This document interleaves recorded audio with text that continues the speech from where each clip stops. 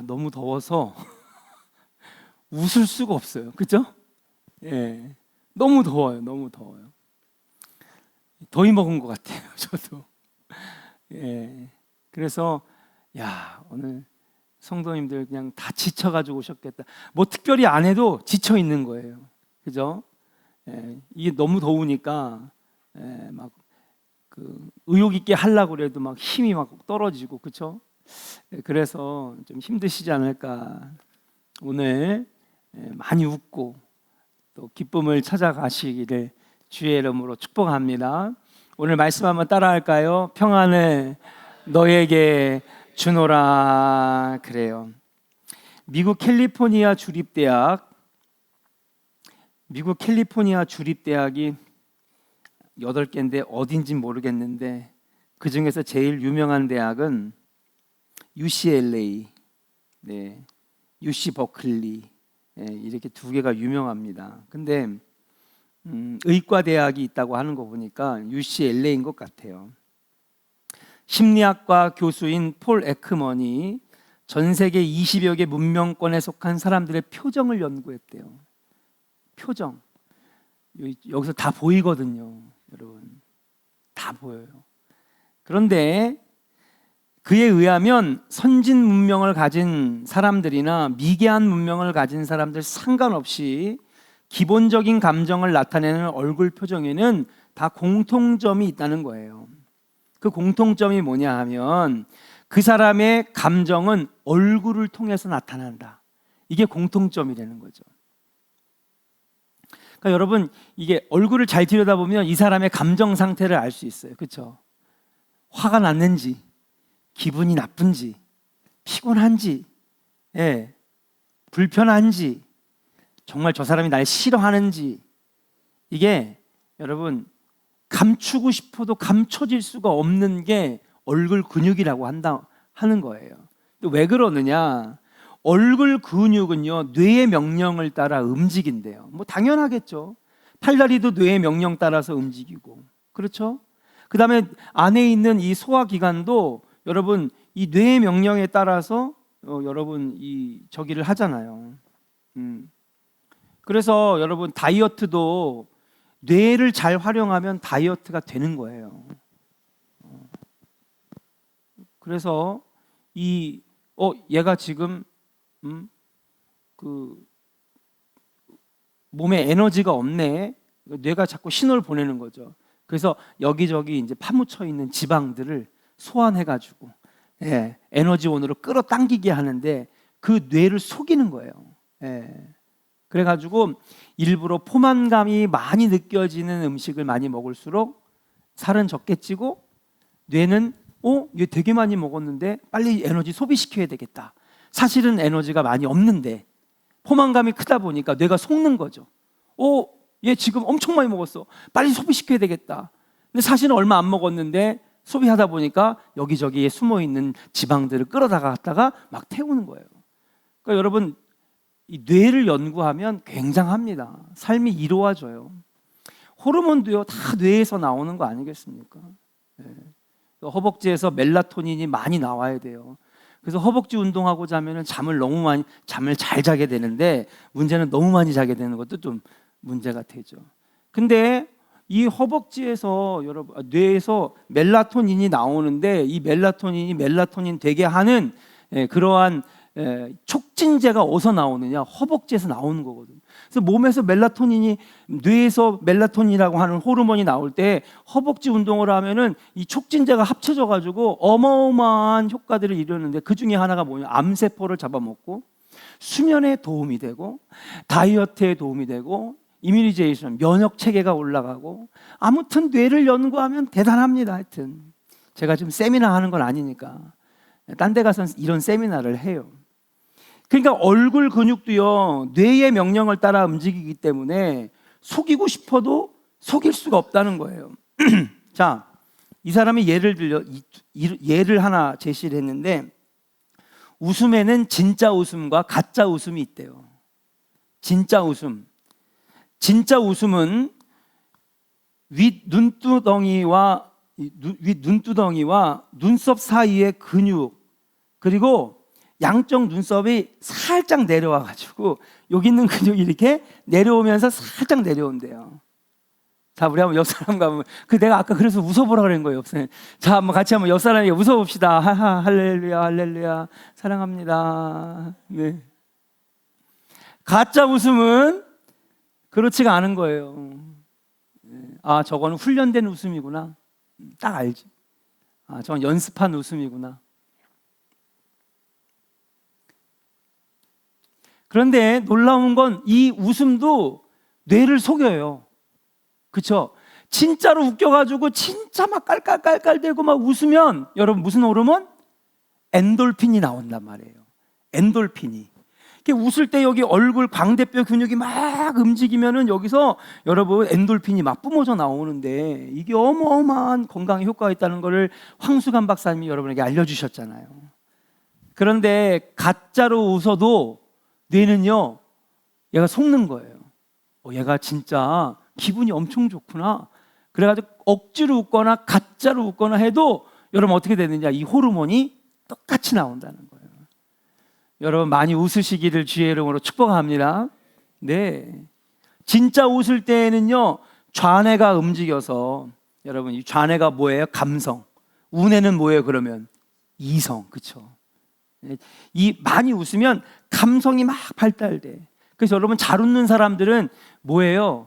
ENFP. 여러분들 뭔지도 모르나 봐. 그죠? MBTI 요즘에 젊은 애들 한가위 더 저기 뭐야? MBTI 뭐야? 와, 저렇게 요즘 애들은요. 이하은 MBTI 뭐야? 그거 봐, 다 나오잖아요. 도대체 쟤네들 뭐 하는 거야? 예. 네. 그게 뭐냐면 감성이 발달했냐, 이성이 발달했느냐, 그렇죠? 직설적이냐, 공감 능력이 있느냐, 예, 직설적이냐, 뭐 여러 가지 뭐 그게 다 이게 지표가 있는데, 저 대학교 때 30년 전에 하던 거거든요. 근데 요즘 애들은 그거 아주 뭐 그냥 너무너무 이렇게 잘 알더라고요. 그러니까 여러분 잘 웃거나 감정 표현이 풍부한 사람들은 뭐가 발달했어요? 좌뇌가 발달하니까 감성이 뛰어난 사람이에요. 반면에 가짜로 웃는 사람은요, 뭐가 발달했냐? 우뇌가 발달했대. 우뇌가. 그게 뭐냐면, 아, 지금 이 순간에는 같이 웃어줘야 돼. 이성이 먼저 움직이는 거죠. 이럴 때 어색하지 않도록 나도 웃어줘야 돼. 예, 상대방에게 친절하게 대하면 나한테도 돌아오는 게 있어. 이렇게 우뇌, 이성이 움직인다는 것이죠. 자, 이런 얘기를 왜 하느냐? 여러분, 우리 시편 42편 11절에 보면 내 영혼아 내가 어찌하여 낭망하며 어찌하여 내 속에서 불안해하는가 라고 하는 것입니다. 그러니까 성경은 이렇게 과학적인 근거도 있지만은 인간의 불안, 또 마음의 염려, 근심들이 여러분 일반 의학에서는 뇌에서 나온다, 감성에서 나온다, 생각에서 나온다, 이렇게 얘기를 하는 거예요. 근데 성경은 좀 다른 얘기를 합니다. 그것이 단순히 생각이나 마음 상태나 아니면은 어떤 상황 때문에 그래서만 인간의 불안과 낙심과 두려움들이 생기느냐, 그런 건 아니라는 거예요. 시편 42편 11절에 보니까 내 영혼아 어찌하여 낙심하며 어찌하여 내 속에서 불안해하는가 라고 하는 것입니다. 그러니까 여러분 진짜 낙심과 걱정과 근심이 출처가 진짜 어디냐 하면요, 여러분 영혼이라는 사실이에요. 낙심과 근심과 염려의 출처는 어디냐? 시작점은 내 속이라는 거예요. 사도 바울은 우리에게 겉사람과 속사람이 있다고 그랬는데, 겉사람은 이성과 감성이 지배하는 육신이라고 한다면 속사람은 무엇입니까? 영혼을 말하는 거예요. 그러니까 여러분 우리가 정말 걱정거리가 하나도 없어, 돈도 너무 많아, 건강도 해요, 사업도 되게 잘 돼, 자녀들도 잘 풀려요. 그런데도 나도 모르게 근심과 걱정이 오는 경우가 있는데, 그렇잖아요. 우리 이해할 수 없는 사람이 있잖아. 아니 다 완벽한데 도대체 뭐가 그렇게 걱정돼? 근데 아무리 모든 것들이 다 갖춰졌다 할지라도 여러분 근심과 걱정과 두려움을 올 수 있다는 거예요. 어디에 문제가 생기면? 영혼의 문제가 생기면, 속 사람의 문제가 생기면 겉으로 아무리 좋아도 여러분 여전히 낙심과 절망과 두려움을 피할 수가 없다는 거예요.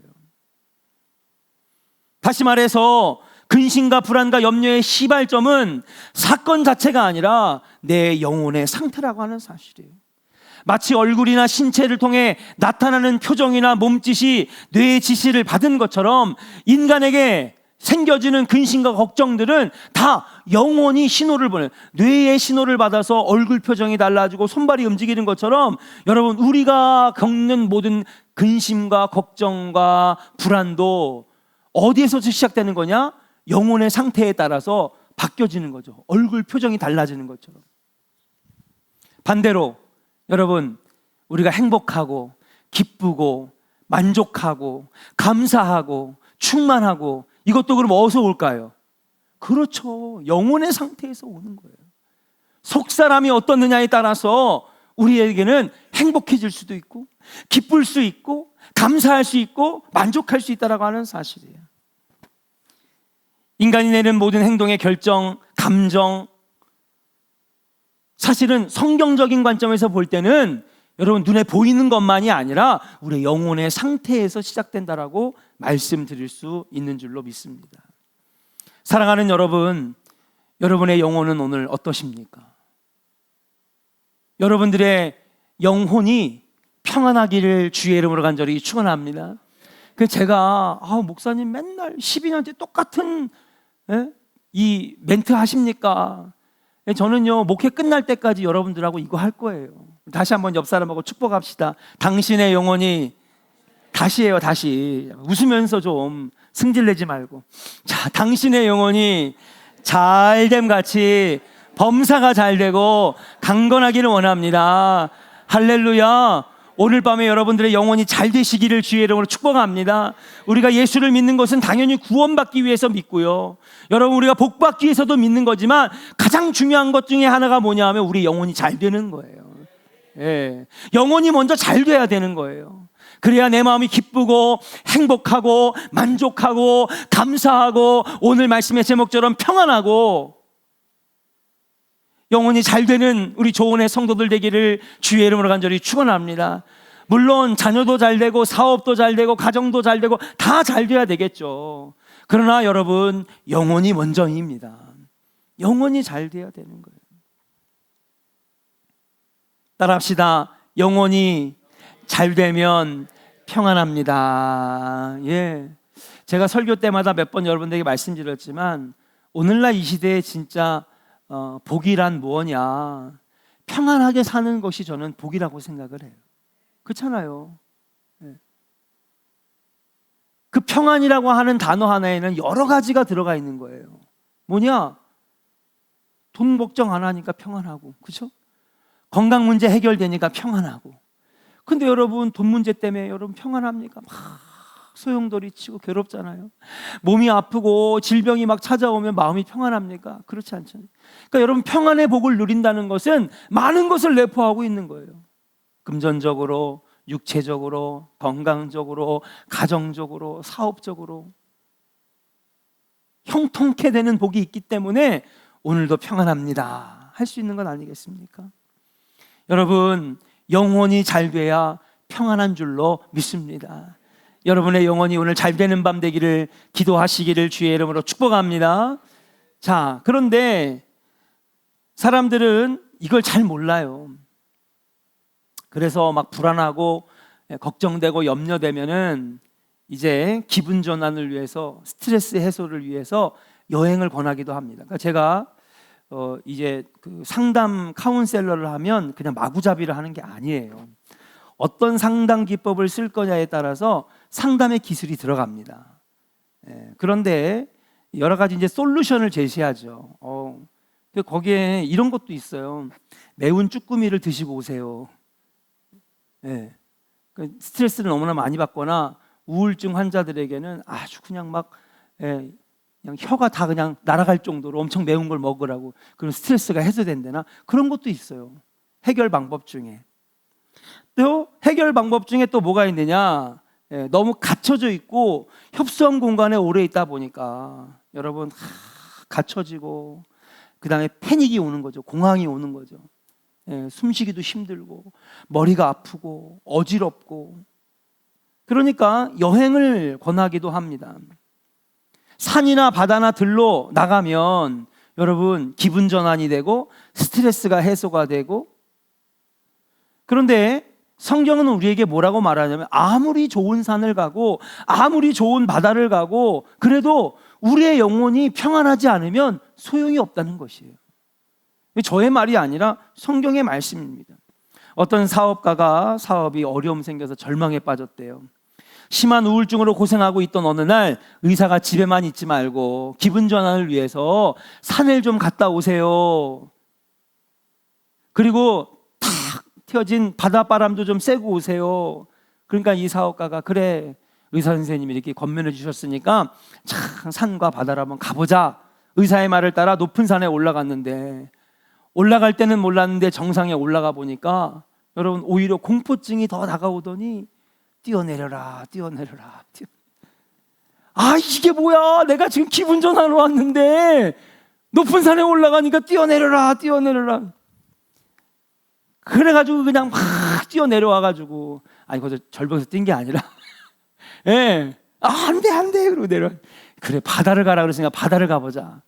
탁 트인 바다 기분 전환이 되겠지. 그리고 바다를 딱 보고 있는데 바다가 들어와라 그러더라는 거예요. 아무리 좋은 데를 가도 내 영혼이 불안하니까, 그죠? 내 영혼이 잘 돼 있지 않으니까 어떻게 돼? 소용이 없어요. 산의 진미를 먹은들 무슨 소용이 있겠고 아무리 좋은 데를 가도 무슨 소용이 있겠습니까? 산도 가보고 바다도 가봤는데 우울증이 떠나가지 않고 공황장애가 떠나가지 않는 거예요. 그러던 어느 날 교회를 한번 찾아가봐야 되겠다. 어떤 권사님이 저 골목에서 막 전도지를 교회 나오세요. 교회에 오시면은요 행복해요, 평안해요. 그 옛날에는 그런 거 보면 그냥 갖다 집어 던지고 그죠? 구겨가지고 이렇게 던지고 그랬대요. 근데 그날은 왠지 마음에 그래 내가 산도 가보고 병원도 가보고 다 가봤는데 이게 소용도 하나도 없네. 교회라도 한번 가볼까? 그냥 한번 요행을 바라고 갔는데 그날 목사님이 하는 설교 제목이 뭐냐 하면 길이 있습니다 그러는 거예요. 난 지금 길이 없는 사업도 망하고 지금 막 우울증도 오고 막 몸도 아프고 산에 올라가니까 뛰어내리라 그러고 바다를 보니까 그냥 들어와라 그러고 길이 안 보였는데 목사님이 하시는 설교에 길이 있습니다 그러는 길이 있습니다. 설교를 막 듣는데 마음이 뭔가 좀 이상하더라는 거예요. 그러다가 설교 후에 찬송을 불렀대요. 찬송이 뭐냐 하면 낭패와 실망 당한 뒤에 예수께로 나옵니다. 십자가 은혜 받으려고 주께로 옵니다. 이 찬양이 막 흘러나오는 거예요. 근데 후렴구에 딱 가는데 눈물이 확 터졌어요. 슬프던 마음 위로받고 이생의 풍파 잔잔하며 영광의 찬송 부르려고 주께로 옵니다. 그런데 이 사람의 마음이 다 무너지더니 말씀과 찬송에서 은혜를 받고 샘을 얻은 거예요. 한 번도 경험해보지 못한 놀라운 마음의 평안을 느낀 거예요. 그전에는 어떡하지? 걱정만 되고 이 방법 저 방법 다 써봤는데도 안 되는데 예수께로 나오니까 길이 보이는 것 같대. 그때부터 열심히 예수를 믿고 주님께 기도하기 시작했어요. 하나하나 풀려가는데 생각해보니 내 영혼이 평안하니까 생각하지 못했던 생각들이 떠오르고 어떻게 헤쳐나가야 되는지 용기가 생기고 낙심과 절망이 이겨나고 할 수 있다라고 하는 긍정적인 마음이 생겨지더라는 거예요. 예수님 말씀을 들으면 들을수록 길이 보여지기 시작하더니 나중에 이 사람이 자신의 문제를 다 해결받고 사업은 다시 회복되게 되었는 줄로 믿습니다. 사랑하는 조은의 성도 여러분, 요한복음 14장 1절에 오늘 우리에게 말씀하세요. 너희는 마음에 근심하지 말라. 하나님을 믿으니 또 누구를 믿으라고요? 나를 믿으라 그랬어요. 사랑하는 여러분, 예수를 믿으면 예수에게서 진정한 영혼이 평안함을 누리게 되는 줄로 믿습니다. 근심이 커져서 믿음을 파괴하고 인생을 파괴하는 것입니다. 불행을 믿으면 불행한 사건이 일어나고 행복을 믿으면 행복한 일이 일어납니다. 제 아무리 건강한 사람이라도 시간마다 나는 죽을 것 같아, 난 안 될 것 같아, 아이고 죽겠다. 여러분, 우리나라 사람들 옛날에 보면 아이고 죽겠다, 아이고 죽겠다. 여러분들 이제부터는 뭐라 하냐면요, 아이고 살겠다, 아이고 살겠다. 여러분 자꾸 살겠다고 말하기를 주의 이름으로 간절히 축원합니다. 예, 자꾸 부정적인 암시를 하면 여러분 말하는 대로 된다는 거예요. 근데 아니야, 하나님 도와주실 거야. 주님이 붙잡아 주실 거야. 나는 힘이 없지만 예수님이 함께 하시면 나에게 힘 주실 거고, 이 어려움을 헤쳐나갈 수 있는 긍정적이고 그리고 번뜩이 있는 아이디어를 주실 거야. 석 달밖에 못 산다는 최종 선고를 받은 사람도 아니야, 나는 죽지 않을 거야, 난 살 거야, 하나님 살려주실 거야, 내 생명의 주인은 하나님이니까 하나님께 기도하면 주님이 살려주실 거야. 믿음대로 될 줄로 믿습니다. 사랑하는 여러분, 많은 사람들이 여기저기에서 마음의 평안, 안정, 행복을 찾습니다. 또 기쁨을 찾습니다. 그러나 여러분, 세상의 수많은 방법을 다 동원해도 그것은 임시 방편적인 것일 뿐밖에 안 돼요. 그러니까 근본적인 해결책은 뭐냐? 내 영혼이 평안해야 되고, 내 영혼이 기뻐야 되고, 내 영혼이 감사해야 되고. 근데 이 영혼이 잘 되는 방법은 오직 한 길, 누구밖에 없어요? 예수님밖에 없는 거예요. 여러분, 오늘 밤에 예수를 붙드시길 바라고 예수님의 은혜에 사로잡히시기를 주의 이름으로 간절히 축원합니다. 주님께 사로잡히면 내 영혼이 잘 되고요, 예, 내 영혼이 평안하고 그리고 내 영혼이 잘 되니까 범사의 많은 문제들이 하나둘씩 해결되기 시작하더라는 거예요. 주님이 직접적으로 해결 안 해주셔도 괜찮아요. 왜? 내 영혼이 잘 되면 내가 해결할 수 있도록 주님이 힘 주시고 능력 주시는 거예요.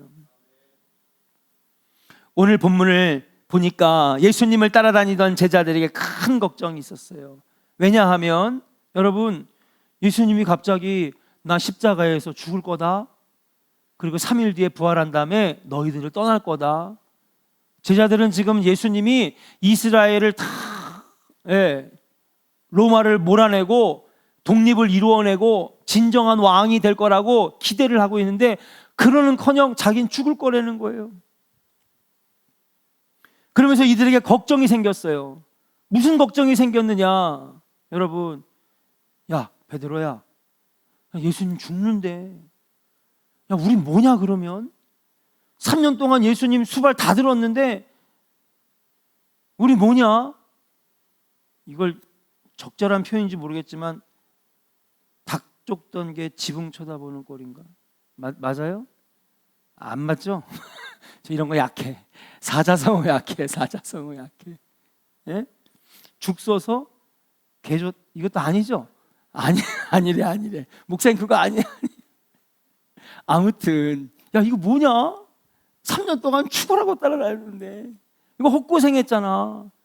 시간 낭비했네. 3년 동안 어떡하냐? 근데 걱정이 생긴 거예요. 예수님이 돌아가신대. 예수님이 왕이 돼가지고 너에게 영의정도 주고 좌의정도 주고 재무장관도 주고 행정장관도 주고 국방부 장관도 줘야 되는데 12명이 나눠 먹기 해야 되는데 지금 예수님 돌아가신다니까 제자들이 걱정이 생긴 거예요. 도대체 이게 뭐야? 불안하기 시작했어요. 근심이 막 생깁니다. 그러면서 예수님께서 그 제자들에게 하신 말씀이 뭐냐면, 여러분 27절의 말씀 같이 읽어볼게요. 같이 읽겠습니다. 시작. 평안을 너에게 끼치노니 곧 나의 평안을 너희에게 주노라. 내가 너희에게 주는 것은 세상이 주는 것과 같이 아니하리라. 너희는 마음에 근심하지도 말고 두려워하지도 말라. 아멘. 이래서 이 27절의 말씀이 나온 거예요. 그냥 무턱대고 평안을 너희에게 주노라가 아니라 예수님 돌아가신다고 십자가에 달려서 끔찍하게 돌아가신다라고 하는 십자가를 예언하고 부활을 예언하니까 제자들은 너무나 불안했거든요. 벌써 예수님은 그 말을 한 다음에 제자들의 마음을 다 꿰뚫고 계신 거지. 마음 상태를 꿰뚫고 있는 거예요. 여러분, 부모도 내 마음 모르고요, 아내도 내 마음 모르고 남편도 내 마음 몰라요. 어떻게 알아요, 내 속을? 근데 아시는 분이 있다니까요. 주님은 꿰뚫어 보시고요, 주님은 여러분들의 마음을 이미 다 알고 계셔. 아프면 아픈 대로, 힘들면 힘든 대로, 걱정되면 걱정되는 대로, 근심되면 근심되는 여러분들의 마음을 아내도 모르고 남편도 모르고 애들도 모르고 부모님도 모르지만 여러분, 주님은 다 알고 계신다니까. 제자들의 이 불안한 마음을 알고 계시니까 예수님 말씀하시는 거예요. 제자들아, 평안을 너에게 주노라. 예. 곧 나의 평안을 너에게 주노니 내가 너에게 주는 것은 세상이 주는 평안하고는 다르다는 거예요. 맛있는 거 조금 먹고 기쁘고, 좋은 데 놀러 가가지고 좀 기쁘고, 그냥 임시 방편적인 기쁨과 평안이 아니라 내가 주는 평안은 영원한 평안, 겉에만 기쁘고 행복한 것이 아니라 나의 속사람이, 내 영혼이 만족하는 깊은 평안을 내가 너에게 줄 것이다라는 것이에요. 그런데 그 평안을 어떻게 주시느냐? 여러분, 지금 예수님은 우리와 함께 안 계시거든요. 하늘나라 보좌에 계시는, 대신에 그 앞에 여러분 아주 눈에 띄는 말씀이 있어요. 자, 25절 26절 같이 읽어봐요. 같이 읽겠습니다. 시작. 내가 아직 너희와 함께 있어서 이 말을 너희에게 하였거니와, 보혜사 곧 아버지께서 내 이름으로 보내실 성령, 그가 너희에게 모든 것을 가르치고 내가 너희에게 말한 모든 것을 생각나게 하리라. 아멘. 갑자기 성령 얘기를 하시네. 걱정하지 마라 제자들아, 나는 십자가에 달려 죽고 3일 만에 부활해서 너희들 곁을 떠나지만 내 뒤엔 누가 온다는 거예요? 보혜사 성령이 오시는 거예요. 자, 성령이 하시는 일이 있는데, 성령은 첫 번째 너희에게 모든 것을 가르치고, 성령은 가르치시는 분이에요. 성령이 충만하면 말씀이 읽어지고 말씀이 깨달아지고, 아멘입니까? 하나님의 뜻을 깨닫고 하나님의 섭리와 계획을 깨달아지는 주님은 가르쳐 주시거든요. 하나님의 말씀을 성령을 통하여 깨닫게 하시고 가르쳐 주시는 거예요. 그 다음에 두 번째로 성령이 하시는 일이 있는데, 그게 뭐냐 하면 내가 너에게 말한 모든 것이 뭐 한다고요? 생각나게 될 것이야. 아, 예수님이 하신 말씀이 그거였구나. 요한복음에서, 빌립보에서 하신 말씀이 그것 때문에 하신 거구나. 성령 충만하면 깨달아지는 거예요. 그러니까 저는요, 성경을 읽다가도 깨닫지만 집회 인도할 때 오히려 깨달아질 때가 있어. 성령이 역사하실 때 나도 깨달아지더라고.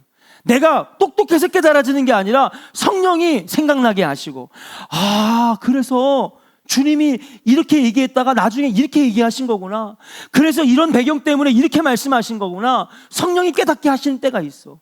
설교하다가 깨달아질 때가 있어요. 참 신기하죠. 설교는 준비된 걸로 하시는 거잖아요. 쓰여진 원고대로 하는 거 아니었어요? 아니요, 설교하다가 내가 깨닫는다니까요. 여러분 가끔 가다가 제가 설교하다가 놀라는 표정이, 목사님 뭐 하나 깨달으셨구나. 그런데 성령이 하시는 일이 하나가 더 있는데, 그게 뭐냐면 27절 따라합시다. 평안을 너희에게 끼치노니. 이게 누가 하시는 일이에요? 성령이 하시는 일이에요. 아멘입니까? 영혼이 잘 되고, 영혼이 평안하고, 영혼이 만족하고, 영혼이 안정되는 이 놀라운 역사를 누가 하시는 거느냐? 성령이 하시는 거예요.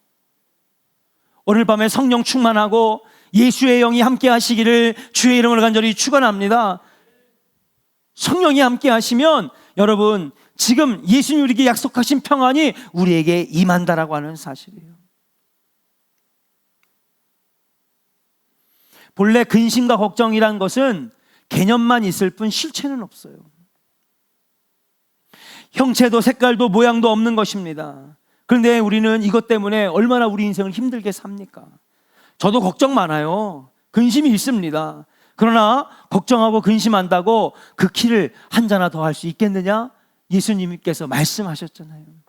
근심 걱정 주님께 맡기고, 여러분 예수님께 사로잡히고 성령께 사로잡혀서 오늘도 성령이 내 안에 충만하게 될 때에 세상이 줄 수 없는 평안, 예수님이 약속하신 그 평안을 여러분들이 누려서 여러분의 영혼이, 여러분의 속사람이 평안하여 오늘도 여러분 승리하는, 여러분 믿음의 승리를 이루어내는 우리 조은의 성도들 다 될 줄로 믿습니다. 그래서 여러분 믿음의 사람은요 긍정적인 사람이 되어야 돼요. 그리고 여러분 조은교회 7대 수칙에 그거 있잖아요. 긍정적인 이야기는 하지 말고, 부정적인 이야기는 하지 말고 뭐 하자고? 긍정적인. 왜? 믿음의 사람은요 긍정적인 말을 하거든요. 목사님 괜찮아요. 할 수 있어요. 장로님 걱정하지 마세요. 할 수 있어요. 하면 됩니다. 안 되는 게 어디 있어요? 내가 하는 게 아니라 주님이 하실 건데 하나님이 하시는 줄로 믿습니다. 오늘 밤에 성령님 내 안에 충만하게 하여 주셔서 할 수 있습니다. 하면 됩니다. 하나님 내 영혼이 잘 되는 밤 되게 하셔서 내 안에 있는 근심 걱정이 다 사라지고 평안케 하여 주시옵소서. 우리가 함께 통성으로 기도하고 하나님께 나아가도록 하겠습니다.